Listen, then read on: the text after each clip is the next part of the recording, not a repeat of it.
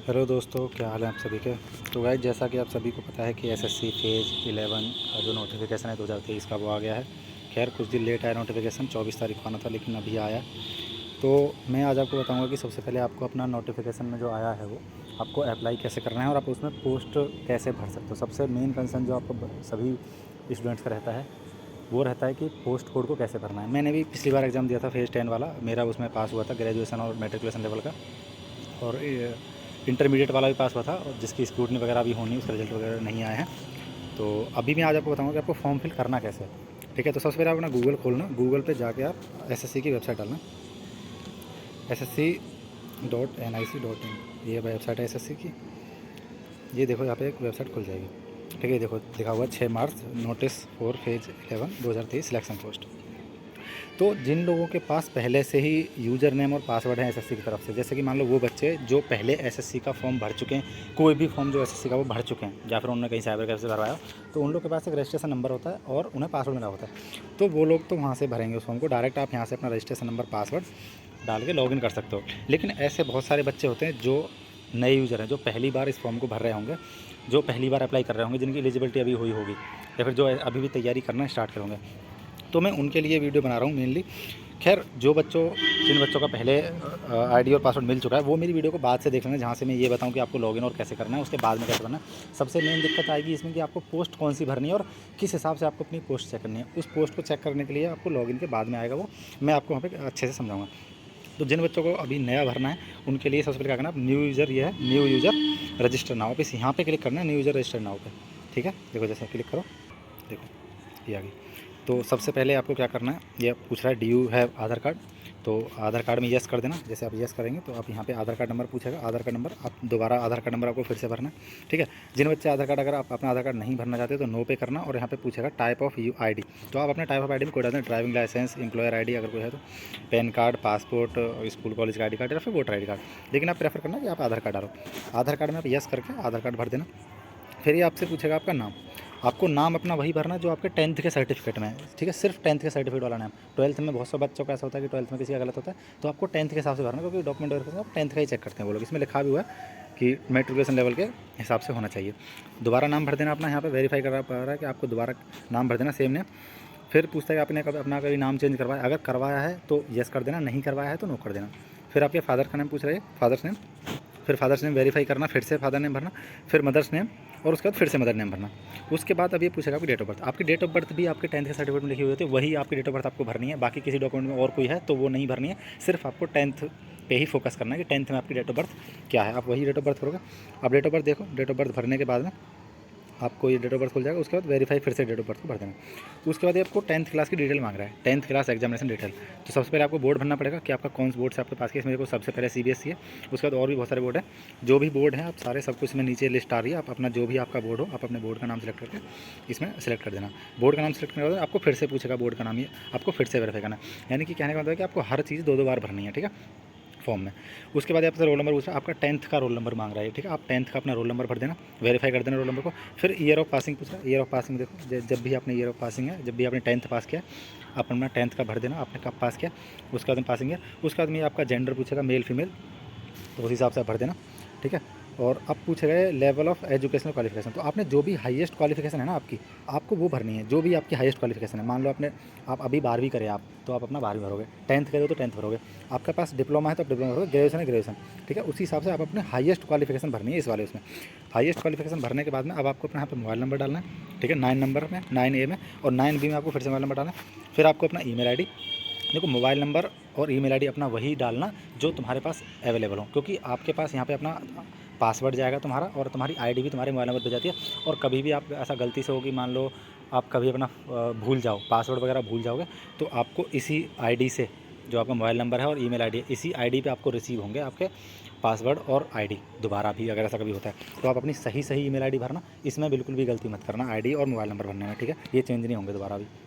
ठीक है, ये भरने के बाद में आपसे ये पूछेगा कि आपका आप रहते कहाँ हो। ठीक है, आपका स्टेट पूछ रहा है, तो आप अपना अपने अकॉर्डिंग अपना स्टेट भर देना। स्टेट भरने के बाद में आप इसको यहाँ से सेव कर देना। आप जैसे ही इसे सेव करोगे ये आगे बढ़ जाएगा। सेव करने के बाद जब आगे बढ़ेगा तो आपके पास अब खुलेगा एडिशनल एंड ये कॉन्टैक्ट। देखो 2 नंबर दिख रहा हो ना, 2 नंबर में जाके आपको यहाँ पे सिर्फ कुछ नहीं भरना है, आपको यहाँ पे सिर्फ कॉन्टैक्ट नंबर वगैरह अपना भरना है। कॉन्टैक्ट नंबर तो आप भर चुके हो, आपको यहाँ पे अपना एड्रेस भरना है और आपको एनसीसी वगैरह आपके पास हो जाए तो आप ये पूछेगा कि आपको एनसीसी है ऐसा कुछ है, आप इसको यहाँ पे भर देना। ठीक है, मैं यहाँ पे इसे आगे नहीं भर रहा हूँ। इससे उसके बाद वहाँ से सेव करोगे, फिर डिक्लेरेशन भर देना। आपका मेनली एड्रेस पूछेगा 2 नंबर में, 3 नंबर में डिक्लेरेशन पे टिक करके आप इसे सबमिट कर देना। जैसे ही आप इसे सबमिट करोगे, सबमिट करने के तुरंत बाद आपके पास यहाँ पे एक पॉपअप दिखाई देगा, उसमें लिखाएगा आपका रजिस्ट्रेशन नंबर और आपका पासवर्ड, और बोलेगा कि आपको 14 दिन के अंदर अपना रजिस्ट्रेशन कंप्लीट करना है। अगर आप 14 दिन के अंदर अपना रजिस्ट्रेशन कंप्लीट नहीं करते हैं दोबारा लॉगिन करके, तो फिर आपका जो है रजिस्ट्रेशन नंबर आपको रिजेक्ट कर दिया जाएगा। ठीक है, तो आप वहाँ से अपना रजिस्ट्रेशन नंबर करके कर लेना।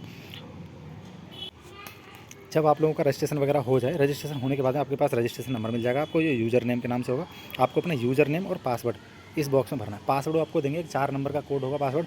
पहली बार में जब आप पासवर्ड भरोगे तो उसके बाद आपको मैसेज आएगा कि आप अपना पासवर्ड चेंज कर लें। पासवर्ड चेंज में पहले पूछेगा कि ओल्ड पासवर्ड क्या है, जो एसएससी ने भेजा है वो वाला पासवर्ड आपको भरना है। उसके बाद वो आपसे पूछेगा कि आपको नया पासवर्ड क्या बनाना है। आपको नया पासवर्ड बनाना पड़ेगा, एक नया पासवर्ड कुछ भी बना लेना ऐसा जिसमें अपने नाम में अपना कैपिटल लेटर लिख देना, एक कोई 2-3 कोई वर्ड नंबर लिख देना, और एक कोई स्पेशल कीवर्ड लिख के जैसे @ वगैरह, डॉलर का साइन और हैज़ वगैरह इस तरह का लिख के आपको 2 बार में सबमिट कर देना। जैसे ही आप उसे सबमिट करेंगे आपको फिर से लॉगिन करना पड़ेगा। जब आप फिर से लॉगिन करेंगे, ठीक है, अब देखो फिर से लॉगिन करने के लिए आपको क्या करना, आपको यहाँ पे अपना लॉगिन ये रजिस्ट्रेशन नंबर डालना है और पासवर्ड डालना है जो आपने नया बनाया है अभी, उस वाले से ये आपका लॉगिन होगा। देखो मैं आपको लॉगिन करके दिखाता हूँ आपको लॉगिन कैसे होगा। लॉगिन होने के बाद में क्या दिखेगा आपको। तो गाइस देखो लॉगिन हो चुका है। जैसे देखो मेरा नाम आ रहा है, वैसे आपको इस तरह का इंटरफेस दिखाई देगा। मैं ये जो फॉर्म भर रहा हूँ मैं मोबाइल से भर रहा हूँ। आप लोग मोबाइल से, अगर जिसके पास लैपटॉप का एक्सेस नहीं है, जो या फिर साइबर कैफे से भरवाते हैं जाके, वो लोग के लिए है। मोबाइल से आप ऐसे भर सकते हैं। मैंने मोबाइल से लॉगिन कर रखा है। ठीक है, आपको ये दिख जाएगा। देखो इस पर यहाँ आ रहा है फेज़ 11। आपको नोटिफिकेशन पूरा पढ़ना है तो आप नोटिफिकेशन डाउनलोड करना, लेकिन नोटिफिकेशन में क्या आप क्या ही पढ़ोगे, आपको बस अपना एज क्राइटेरिया वगैरह ये सब देख लेना, सिलेबस वगैरह वो सब नोटिफिकेशन में लिखा रहता है। ठीक है, फ़ोटो एक्सेप्टेबल किस तरह का है वो आप उसमें देखना। मैं आपको अभी दिखा भी दूंगा। ठीक है, जब फॉर्म में लास्ट में एंड करूँगा तो आपको दिखा दूंगा कि कैसे इसका फ़ोटो उठा गया। ठीक है, ये इसमें डेट वगैरह दे रखी है कुछ। और यहाँ पर देखो, यहाँ पर ये अप्लाई का ऑप्शन आ रहा है ना, यहाँ पर एक मैं आपको दिखा देता हूँ। ये देखो ये अप्लाई का ऑप्शन आ रहा है। यहाँ पे आपको यहाँ पे अप्लाई इस पर क्लिक करना पड़ेगा। जब आपको अप्लाई करना है तो आपको इस पर क्लिक करना है। लेकिन अप्लाई करने से पहले आपको जो मेन चीज़ करनी है मैं आपको बताता हूँ कि आपको क्या करना है। सबसे पहले आपको अपना पोस्ट डिटेल पढ़ना है कि आपको कौन सी पोस्ट के लिए अप्लाई करना है।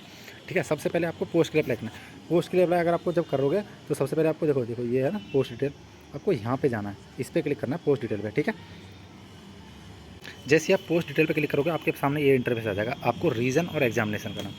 तो आपको पता क्या करना है, आपको जिस मान लो आपको रीजन में जॉब चाहिए, मान लो इसके रीजन है कई सारे, जैसे आपका वेस्टर्न रीजन है, नॉर्थर्न है और सेंट्रल है और ईस्टर्न है। ठीक है, इस तरह के रीजन बने हुए हैं। जैसे देखो मेरे को दिखाता हूँ, ये देखो सेंट्रल, ईस्टर्न, कर्नाटक, केरला, मध्य प्रदेश सब रीजन, नॉर्थ ईस्ट। आपको जिस रीजन में आपको अप्लाई करना है, ठीक है, आपको वो वाला रीजन सेलेक्ट करना है। जैसे मान लो आपको नॉर्थ रीजन में अप्लाई करना है। नॉर्थ रीजन मतलब नॉर्थ में जितने भी दिल्ली वगैरह लगते हैं, दिल्ली और यूपी भी लग जाता है आधा। उसके बाद यहाँ पे एग्जामिनेशन सेलेक्ट करना है, आपको कौन से के लिए देखना है। आपको देखो फेज़ 11 के लिए करना है। ठीक है, फेज़ 11 करोगे, यहाँ पे क्लिक कर दिया। अब आपको सर्च करना है, आपने सर्च किया। उसके बाद यहाँ पे देखो डिटेल आ जाएंगी। आपको अपनी पोस्ट के अकॉर्डिंग कि आपको क्वालिफिकेशंस के अकॉर्डिंग आपकी क्या क्वालिफिकेशन है। मान लो आप ग्रेजुएशन वाले हैं तो आपको यहाँ से देखना है कि कौन सी पोस्ट है जो ग्रेजुएशन के लेवल से खुलेगी। ठीक है, आपको ग्रेजुएशन के लिए अप्लाई करना है तो आपको ग्रेजुएशन के लेवल की पोस्ट देखनी है। आपको 10th के लिए करना है तो आपको उसमें 10th भी दिखा। ठीक है, आप यहाँ देखोगे, देखो NR लिखा हुआ है, ये NR, ये आपका रीजन है, ये आपका पोस्ट कोड होता है, ये आपका पोस्ट कौन सी पोस्ट है और ये डिपार्टमेंट का नेम है, और ये आपका इसका लेवल 6 है और इसकी एज लिमिट दिख रही है। और उसके आगे लिखा हुआ है व्यू डिटेल्स उस पोस्ट की। जैसे मान लो यहाँ पे देखो इसके अलग अलग ना इसमें मेन दिक्कत होती है जो वो है एक्सपीरियंस। जैसे मान लो बहुत सारी पोस्ट जो इसमें सिलेक्शन पोस्ट में निकलती हैं वो उसमें एक्सपीरियंस रिक्वायर्ड होता है। एक्सपीरियंस इनकी सब हर पोस्ट की ना अलग अलग एक क्वालिफिकेशंस होती हैं कि उसमें क्या क्या मांग रहे हैं, वो डिज़ायरेबल क्या है और एक्सपीरियंस कितना होना चाहिए। ये सब सारी चीज़ें मांगते हैं। किसी के बाद डिप्लोमा मांगता है, किसी में कुछ मांगता है। तो आप अपने क्वालिफिकेशंस के हिसाब से आपको यहाँ पे चेक करना है कि आप कौन सी पोस्ट के लिए एलिजिबल है। जैसे मान के चलो यहाँ पे बहुत सारी पोस्ट देखो, लीगल असिस्टेंट, रिसर्च वाली है, मल्टीटास्किंग स्टाफ है, ठीक है, कैंटीन अटेंडेंट है। तो ये देखो कैंटीन अटेंडेंट की पोस्ट है, ये वाली मैं आपको दिखाता हूँ। देखो ये वाली पोस्ट है कैंटीन अटेंडेंट की। अब ये देखो ये एसएससी सेलेक्ट जो एसएससी का हेड ऑफिस है ना, हेडक्वार्टर, उसके अंदर ये लेवल 1 की जॉब है। ये 10th से रहेगी, ठीक है, इसका 10th का लेवल रहेगा। उसके नीचे जस्ट देखो उसके लाइब्रेरी असिस्टेंट की पोस्ट है। और ऐसे ऐसे जैसे आप नीचे बढ़ते जाओगे उसी हिसाब से आपके हिसाब से पोस्ट आपको मिलती जाएंगी। मान लो मैं खोलता हूँ, मैं यही वाला खोल लेता हूँ, कैंटीन अटेंडेंट वाला, ठीक है। मैंने इसको व्यू डिटेल पे क्लिक करना है आपको। व्यू डिटेल में आप क्लिक करोगे तो देखो इसमें क्या लिखा हुआ है, पोस्ट कोड आ गया, एजुकेशनल क्वालिफिकेशन का लेवल क्या है, देखो मैट्रिकुलेशन लिखा हुआ है यहाँ पे, ठीक है। और ये देखो इसमें लिखा हुआ है 10th क्लास और equivalent pass from a recognised board, यानी कि इसमें 10th क्लास आपका पास होना चाहिए, ठीक है। सब्जेक्ट आपके पास कोई सा भी हो, कोई मैटर नहीं करता। और वैकेंसी लिखी हुई है इसमें, 3 वैकेंसी, एक यूआर की, एक ओबीसी की, एक एसटी की, 18 से 25 है। ग्रुप सी की नौकरी, नॉन टेक्निकल। और डिपार्टमेंट में आपको बताएगा डिपार्टमेंट में कहाँ पे आपकी जॉब लगेगी, तो एसएससी के हेडक्वार्टर में आपकी जॉब लगने वाली। लेवल 1 है, कोई स्किल रिक्वायर्ड नहीं है, कोई भी जेंडर अप्लाई कर सकता है, स्किल टेस्ट भी नहीं है। और इनिशियल पोस्टिंग जो है वो इसमें लिखा हुआ है दिल्ली में है, ठीक है। और ये आपका जॉब की रिक्वायरमेंट है। ये सब हो जाएगा, ठीक है। आपको इसी तरह से ना हर एक पोस्ट को जाके चेक करना है कि आप कौन कौन सी पोस्ट के लिए एलिजिबल हो। तो आप जिस जिस पोस्ट के लिए एलिजिबल हो गए आपको उस पोस्ट के लिए अप्लाई करना है। और ये ध्यान रखना, आप एक बार में सिर्फ एक ही पोस्ट के लिए आप अप्लाई कर सकते हो। जैसे मान लो आपने एक पोस्ट के, इस एनआर वाली पोस्ट के, एनआर 30/823 के लिए मान लो आपने अप्लाई कर दिया। इसे अप्लाई करने के बाद में आप दूसरी पोस्ट के लिए अगर अप्लाई करेंगे तो आपको फिर से अप्लाई करना पड़ेगा दूसरे पोस्ट में। तो आपका हर फॉर्म अलग अलग भरा जाएगा, हर फॉर्म की फ़ीस भी अलग अलग कटेगी। समझ में आया मेरी बात, ठीक है। इसी तरह से आप लोगों को ये करना है। अब आगे मैं बताता हूँ कैसे क्या करना है। तो गाइस जैसा कि अब अप्लाई हो जाएगा, वहाँ से आप लोगों को पोस्ट आपने चेक कर ली होंगी। इस तरह से आपको हर जोन में, जिस जोन में आपको जॉब चाहिए उसी हिसाब से, अपनी रिक्वायरमेंट के हिसाब से आप लोग अपना जॉब को चेक करना, पोस्ट डिटेल चेक कर लेना जाके, आपको कौन कौन सी पोस्ट के लिए अप्लाई करना है। जिसमें ज़्यादा वैकेंसी उसमें अप्लाई करना। आपकी क्वालिफिकेशन होंगी कुछ, किसी ने डिप्लोमा कर रखा होगा, किसी ने कुछ कर रखा होगा, किसी ने कुछ कर रखा होगा। अपनी क्वालिफिकेशन के अकॉर्डिंग आप अपना पोस्ट सेलेक्ट करना। उसके बाद अपना अप्लाई पे क्लिक करना। आप अप्लाई जैसे ही करोगे, अप्लाई होने के बाद में यहाँ पे फॉर्म खुल जाएगा ये। दोस्तों जैसे ही आप क्लिक करेंगे अप्लाई पे, आपके सामने ऐसा इंटरफेस आएगा कुछ। देखो आपकी डिटेल पहले से आपको भरी हुई दिख जाएंगी, ठीक है। आपको बस सीधा नीचे आ जाना है। तो अभी ये पूछेगा यहाँ पे, देखो 15 नंबर में पूछ रहा है ये, आपको मैं दिखाता हूँ। ये देखो 15 नंबर में region to which the post belong, आप किस रीजन से आपको मतलब अप्लाई करना है। जैसे मैं आपको बताया था कि आप, मैं एनआर का मैंने आपको खोल के दिखाया। देखो मैं आपको एनआर का दिखाऊंगा। आपको यहाँ पे अपना सिलेक्ट कर लेना, आपको कौन से रीजन में अप्लाई करना है। जिसको जो रीजन में अप्लाई करना है आप वो रीजन अपना देखना। मैं जैसे मान लो नॉर्थ में अप्लाई करता हूँ, नॉर्थ में किया मैंने अप्लाई, ठीक है, नॉर्थ आ गया। अब पूछ रहा है आपको कौन सी पोस्ट के अप्लाई करना है। तो आपको ना यहाँ पे पोस्ट सिर्फ कोड दिखाएगा, आपको सिर्फ अपना पोस्ट कोड ध्यान रख लिखना। मान लो आप पाँच पोस्ट के लिए आपको अप्लाई करना है अलग अलग जोन्स में, तो आप अपनी 5 पोस्टों का एक ना लिस्ट बना लीजिए, अपना किसी पेपर पर लिख लेना। वो 5 पोस्ट का लिख के उसी हिसाब से आपको अप्लाई करना है। मैंने देखो यहाँ पे देखा था जो पोस्ट थी वो, देखो इसमें बहुत सारी पोस्ट आ रखी हैं। मान लो हम किसी पोस्ट के लिए अप्लाई कर देते हैं। अभी मैंने मान लो इस पोस्ट के लिए अप्लाई कर दिया, ठीक है। देखो ये इसकी नर्स वाली ये पोस्ट है, नर्स कम मिडवाइफ, मैट्रिकुलेशन लेवल है इसका लेवल भी दे देगा आपको नीचे। उसके बाद बोलेगा कि आपके पास जो क्वालिफिकेशंस है या फिर एक्सपीरियंस है, आपने पोस्ट के हिसाब से पढ़ लिया है ना उससे पहले, तो बोल देना, इस पर यस कर देना कि हाँ मैंने सब कुछ पढ़ लिया। अब आपसे पूछेगा आपको सेंटर कहाँ डालना। आप अपने अकॉर्डिंग, आपका जहाँ घर हो, आपके जो पास में सबसे ज़्यादा सेंटर पड़े आपको डाल लेना। इसमें रीजन दे रखे अलग अलग। ये फीस से फ़र्क नहीं पड़ता कि आप कहाँ रहने वाले हैं और आपको कहाँ पेपर देना है। मान लो आप यूपी के रहने वाले हैं और यूपी में आपका बहुत काफ़ी दूर डिस्ट्रिक्ट है और आप मान लो दिल्ली में रह के पढ़ाई कर रहे हैं, तो अपना यहाँ पे सीधा जाके एनआर सेलेक्ट कर लेना। एनआर में आपको दिल्ली दिखाई देगा, देखो नीचे एनआर में दिल्ली आ गया 2201 पे। आप दिल्ली सेलेक्ट करो। दिल्ली के बाद अपना एनआर की सारे खुलेंगे, तो आप ऐसा कोई फ़र्क नहीं पड़ता आप कहाँ पे रह रहे हो और पेपर कहाँ दे रहे हो। आप जहाँ रह रहे हो आप वहाँ का सेंटर सेलेक्ट करना, आपको वहीं पे होगा। आपके एड्रेस के अकॉर्डिंग सेंटर पर कोई फ़र्क नहीं पड़ेगा कि आप कहाँ रह रहे हो। आपको 3 सेंटर पूछेगा, आप 3 सेंटर सेलेक्ट करना। देखो देहरादून कर लेना, दूसरा जो भी है जो आपके पास पड़े उसी हिसाब से तीसरा पूछेगा, तीसरा भी सेलेक्ट करना। तीनों सेलेक्ट करने के बाद आपसे पूछेगा whether you are an ex serviceman, तो आप इसमें नो कर देना। आप एक्स सर्विसन तो हो नहीं। तो तीसरा सेंटर आप कुछ भी डाल देना, जैसे मान लो मैं रोड की डाल देता हूँ, मैंने रोड की डाल दिया। आप पूछेगा एक्स सर्विसन, तो नहीं आप एक्स सर्विसन है तो भर देना, नहीं भरना है तो नो कर देना। इस पर नो क्लिक कर देना, ठीक है। देखो जैसे आप नो पे क्लिक करेंगे यहाँ पे नो क्लिक कर देना, देखो नो हो गया। उसके बाद अगर आपके पास है तो अब ये सब भर देना, भरना कोई ज़रूरत नहीं भरने की, ठीक है। आ गया है ना, ठीक है। हाँ, अगर किसी बंदे को मान लो जो स्क्राइब चाहिए होता है, अगर आपको स्क्राइब चाहिए तो 21 नंबर में आप देखना, 21 पे 5 नंबर में, if scribe is to be arranged by SSC then indicate medium. आपको अगर स्क्राइब चाहिए तो आपको यस और नो में पहले क्लिक करना पड़ेगा। वेदर स्क्राइब इज रिक्वायर्ड, आप अगर स्क्राइब आप यूज़ करते हैं तो यस, और नहीं यूज़ करते हैं तो नो कर देना, ठीक है। और अगर कोई ऐसी पोस्ट है जिसमें स्किल टेस्ट की ज़रूरत है, मान लो किसी पोस्ट ऐसी आएगी जिसमें स्किल टेस्ट की ज़रूरत पड़ेगी, तो आपको ये 22 नंबर ऑप्शन तो दिखाई दे रहा है, मैं आपको दिखाता हूँ, देखो इसमें, ठीक है। यहाँ पूछेगा कि आपको स्किल टेस्ट कौन सा देना है, आप मतलब टाइपिंग टेस्ट पूछेगा, तो आपको हिंदी इंग्लिश जो भी आप जिसमें टाइपिंग करते हैं आप उसके हिसाब से अपना भर देना। आपका मीडियम पूछेगा, ठीक है, आप यहाँ पे भर देना। नीचे पूछेगा मीडियम और दोनों आप भर देना उसी हिसाब से, ठीक है। अभी पूछेगा एज रिलैक्सेशन, अगर कोई बंदा मान लो जिसकी उम्र ज़्यादा हो गई हो, जैसे 18 से 25 की पोस्ट की उम्र है, मतलब एज लिमिट है, और आपकी मान लो 26-27 हो चुकी है, और आपको अगर आपके पास रिजर्वेशन है इसका एज का, तो आप यहाँ पे यस कर देना सीधा ऐसे, ठीक है। आपको एज रिलैक्सेशन मिल जाएगा। उसमें अलग अलग क्राइटेरिया होता है, 3 साल 5 साल का, जिस हिसाब से होता है आप कर देना, ठीक है। अभी पूछेगा आपकी क्वालिफिकेशन क्या है, जो आपने पोस्ट सेलेक्ट करी है उसके हिसाब से आपकी क्वालिफिकेशन क्या है। तो इसमें यहाँ पर जाके आप ये देखो, अभी आपकी पोस्ट है, इस पोस्ट के लिए यहाँ पे आ जाएगा आपका खुल के। अभी देखो ये इसमें पूछ रहा है कि आप रजिस्टर्ड मिडवाइफ हैं, ठीक है, तो ये आपका क्वालिफिकेशन है इस पोस्ट के लिए, ठीक है, एसेंशियल है, इसकी ज़रूरत ही पड़ेगी। और इसमें देखो मिडवाइफ नर्स के लिए, अगर आपके पास कोई और भी हाईएस्ट डिग्री है तो आप उसे यहाँ पे लगा सकते हैं। अगर आपके पास कोई क्वालिफिकेशन है तो इस पोस्ट से रिलेटेड में आप इसमें यहाँ पे भर सकते हैं। उसके बाद ये आपके पास अगर कोई एक्सपीरियंस है तो आप अपना एक्सपीरियंस सेट करना, ऑर्गेनाइजेशन का नेम, डेजिग्नेशन, ड्यूटी आपने कितने दिन करी है, उसका सब कुछ आप यहाँ पे अप्लाई कर देना, ठीक है। ये आपका एड्रेस वगैरह खुल जाएगा। उसके बाद वैसे फ़ोटो और सिग्नेचर मांगेगा, तो आपको अपना फ़ोटो अपलोड करना है, जो कि 6/12/2022 के बाद में लिया गया हो, या फिर 6/22/2022 को लिया गया हो, ठीक है। और फोटो की जो साइज़ रहेगी 20 KB से 50 KB तक JPG फॉर्मेट में, ये आपको दे रखा है, ठीक है।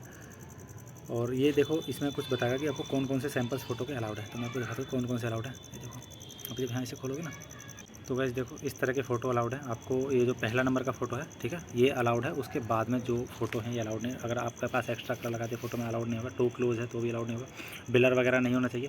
देखो SSC सबसे ज़्यादा यही काम करते हैं कि सबसे ज़्यादा जो आपका एप्लीकेशन रिजेक्ट होगा फ़ोटो और सिग्नेचर की वजह से होता है। तो अपना फ़ोटो आप अपना ध्यान से भरना, ठीक है। सबसे पहले नंबर का फ़ोटो आपको इस तरह का फ़ोटो लगाना है, ठीक है, वरना आपका फॉर्म रिजेक्ट हो जाएगा।